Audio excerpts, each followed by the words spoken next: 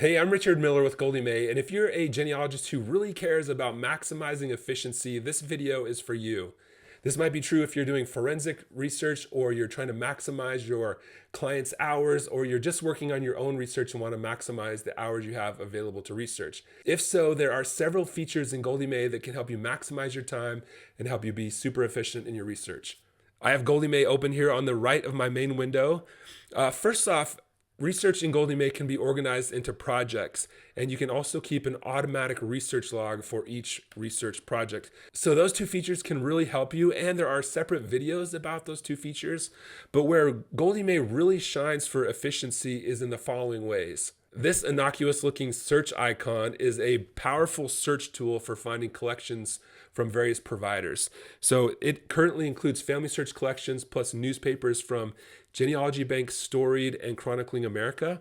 As you type a place into this search box, you'll see collections appear from various providers. For example, this is a Nevada County marriages collection from FamilySearch. You can hit enter to open up that collection directly. So if you're looking for, say, the 1900 census, this is the US 1900 census. There are others from 1900 as well. This allows you to really quickly navigate various collections on the internet. If I type in Las Vegas, you'll see lots of Las Vegas newspapers appear. I can open up those directly to the various providers where I can search those newspapers. If I type in Iceland, you'll see that there are Iceland records from FamilySearch, there are newspapers from Storied, and so on. You can also filter by year. So if you type in a year range, this will return collections that overlap with that year range in some way. So that will help you narrow down your searches.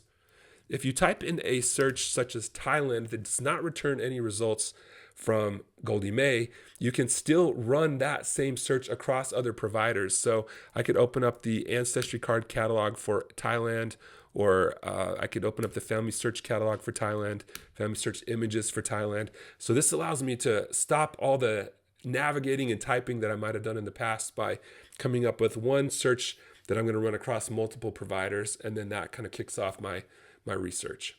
Let's run a 1900 census search for one of my ancestors. We'll open up this page and I'll put in Leonard Wilson, born in 1830. Okay, we're now seeing the 1900 census search results. This first one is a match for my ancestor. What I'm going to show you is under more tools, there's this feature called adjacent collections. So it'll show that I'm on the 1900 census. If I click on 1910, this will rerun the search under the 1910 census now.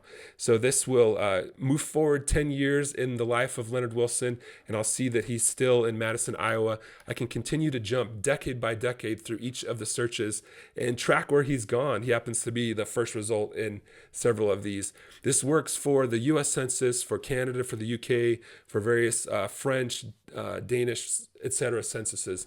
As much as possible, I've tried to make it easy for you to jump between censuses by rerunning that search in the previous or following census. That's adjacent collections. Now I want to show you one of my favorite features, the subway map. This is a visualization tool.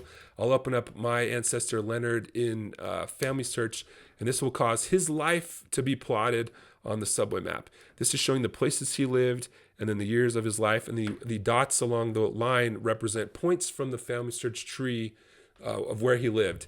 So what I'm going to show you here is that under any of these place names, you can perform a search for that place name on various resources. So if I'm trying to get familiar with Ontario, Canada research, I might like to open up the FamilySearch Wiki to that page and then learn about Ontario research.